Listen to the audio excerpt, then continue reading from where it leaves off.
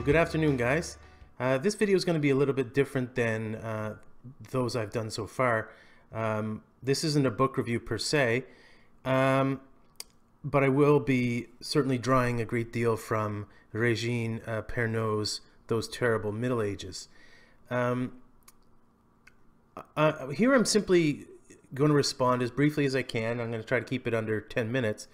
Briefly respond to an assertion one of my students made, and I think that it's very important to deal with this thought. Obviously, it's one that relies upon a great deal of historical knowledge, part of which I have, part of which I do not have. And the assertion was this: the student said that the Catholic Church didn't do anything to help the civil rights movement in the 60s. We're talking about the civil rights of black people, which was certainly a great part, coalesced around in the 1960s, especially with Martin Luther King Jr. and so on.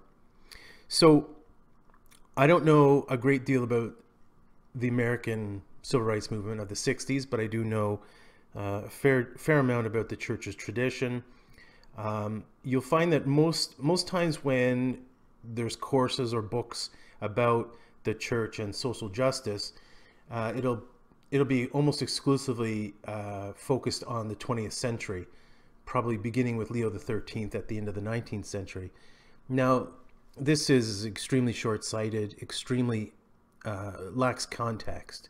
So I'm going to be sort of talking about the whole of the Catholic tradition, and hopefully by reflecting on the tradition as a whole, we can anticipate the church. You can anticipate, even when you have blank spots like I do in regards to the Catholic Church's involvement in the United States and civil rights movement, you can fill them in with hypotheses based upon your knowledge of the Catholic tradition as a whole. Okay, so I'm going to talk about 8 things very quickly. The first one is slavery. Now, the church grew up, obviously, was born under the Roman Empire, when slavery was a prominent part of economic life. Slavery wasn't generally morally objected to. It was simply a fact of life. I was reading in Plato's Republic yesterday that Plato was talking about slavery should be that Hellenes or Greeks shouldn't enslave other Greeks, but it's fine to enslave barbarians. Okay, so this is one of the wisest men of the time, and that's what he came up with. It's often said that, for instance, St. Paul didn't explicitly object to slavery himself in his writing to Onesimus in his epistle.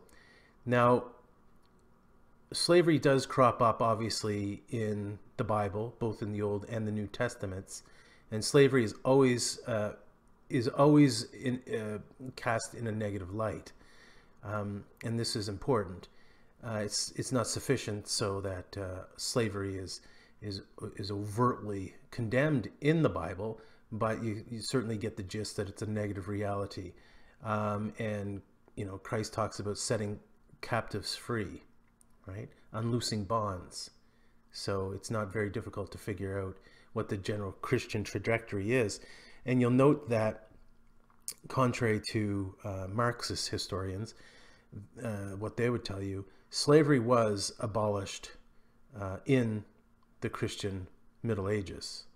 Okay, I'm not saying that serfdom was an easy thing or anything like that, but there was no slavery in Christendom. Okay, continued on in Islam and the rest of the world unreflectively, but it wasn't a part of the Middle Ages, wasn't a part of feudal Western Europe or even Eastern Orthodoxy. So that's the first point. Second point, the men and women. I'm specifically looking at the question of women in this regard. And here Pernod's book is very helpful as well to talk about it from a legal perspective. The Bible, the gospel also talks about there are no men or women, right? That there's no fundamental distinction between men and women, but all are one in Christ. Okay, so we know the Bible. We know that Adam was created first and all that business, but that can be misconstrued. So the thing is, if you want to differentiate, I suppose if you want to contextualize the Christian position on women, you'd have to look at it relative to the Greco-Roman tradition, to that of the Germanic tribes into which Christianity first pushed. You'd have to compare it to things like Islam again. So Christianity does have that essential thing, and it's no small thing that for instance, monogamy is the essential donation of the Judeo-Christian world. I don't know if I should say Judeo-Christian or just simply Christian, because we know there's polygamy in ancient Israel as well. Okay, and so this leads us into talk about feudalism. Feudalism, of course, is the economic system of especially the early Middle Ages, and I want to talk about feudalism and common law. Now, in the medieval world, in Christendom, in the areas held under sway by the papacy and so on, people were not, as I said before, considered property per se. The legal thrust of Christianity was based upon the essential insights of the gospel, that people are made in the image and likeness of God, and there are no essential differences between people. And common law grew out of that. And if you don't understand that, if you don't appreciate that, if you take it for granted that law is simply law, and it's based upon self-evident insights of rational people, then you fail to understand the Christian influence, the role that Christianity played in the emergence of the liberal tradition. Now, one good application of this essential trajectory, I'm labeling the conversion of the world. Now, conversion missionary stuff is cast in a very bad light today, especially by Marxists and people who distort the Christian tradition and talk about it forcing Christianity on poor people and on primitive people. Now, that's false. There was a great tradition of, especially we can look at the great case of Saint Boniface, who the 8th, 9th century apostle of Germany, who stood up against Charlemagne and those kings and said that we can't have forced conversions. People have to be, conversion has to be an interior decision, it has to be an authentic thing.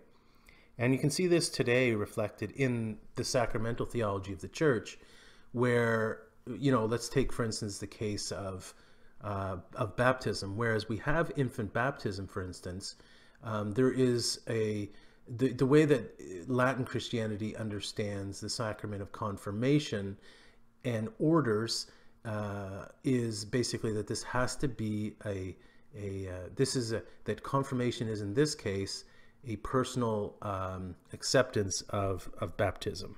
Okay, so, and again with marriage, we can see this emerging from a Christian tradition where marriage can't be forced either. Now, with all these things, where they're talking about slavery, we're talking about men and women, where we're talking about feudalism, where we're talking about law, where we're talking about missionary work, of course, you can point to instances in history where ecclesiastics have been on the wrong side of these things. Sin is always a part of the church, obviously. Now, in the case of the position of the church, its official Orthodox teaching was that conversion is always a free thing, marriage is always a free thing. Whether it happens in actual fact or not, that's a different story. But that's not the teaching of Christianity. the next thing that I want to talk about is liberalism. And I've indicated a few times that our liberal tradition emerged intrinsically because of the Christian tradition. Liberalism is all about individual choice, the autonomy, the goodness of individual autonomy, and so on. Pursuit of knowledge, pursuit of truth. Obviously, the church hasn't always exemplified this in its best light, but nevertheless, the teaching of the church is basically the dignity of a person elevated to freedom by grace. Now, obviously, the church, in its practical application, has a great deal to, its disciples have a great deal of progress to make on that, in valuing free inquiry and all that stuff. But the church, the history of the church and the position of the church is not exemplified in the case of the Galileo incident.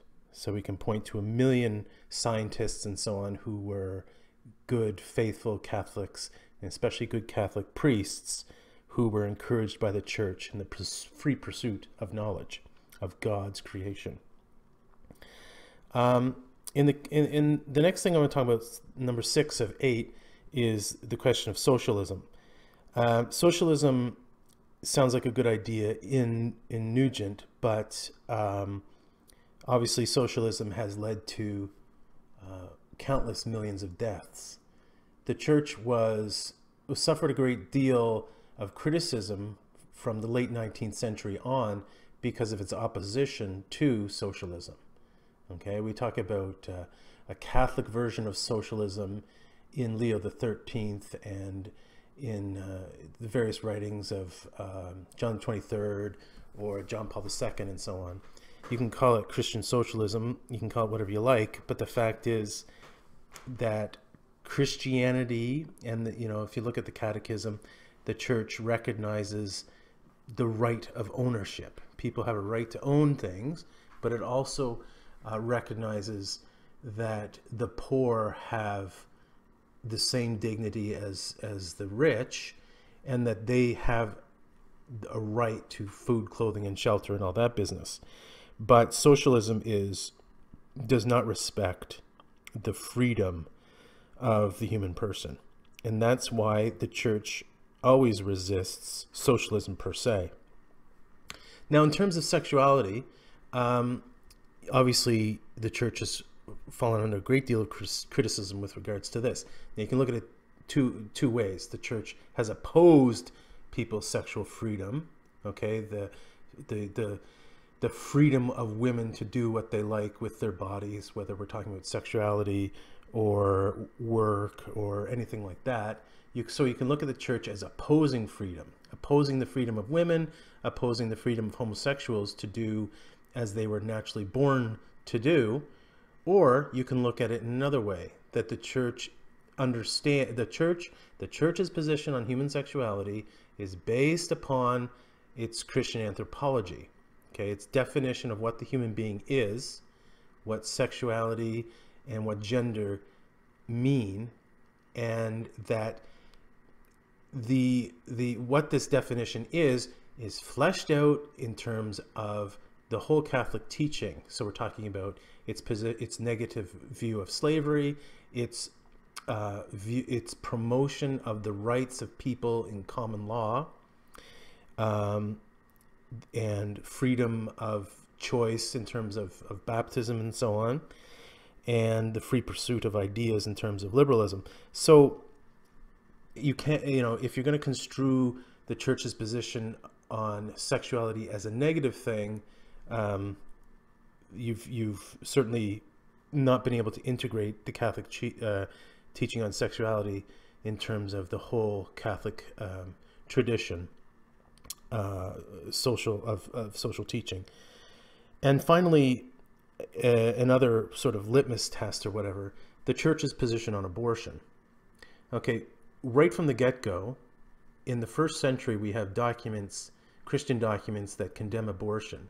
And abortion was a very commonly accepted practice in the Roman Empire and in all pagan societies. Again, I'll refer you back to some horrible passages from Plato's Republic, where he basically says, people who aren't strong or healthy, or babies who aren't strong or healthy, should be basically murdered. So in that case, the church's position on slavery, the church's position on free choice in marriage, free choice of baptism, all these things, and sexuality that respects individual dignity, sexuality that is a proper or a healthy expression of people's gender. So a healthy expression, not simply an expression that seems immediately gratifying or whatever, but a healthy, holistic expression of sexuality that it points to in marriage and childbearing and all that. And in terms of contraception, so contraception and abortion can seem like simple negative prescriptions, but in fact,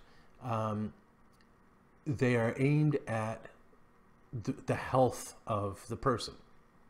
So anyway, those are just a few points that I wanted to make.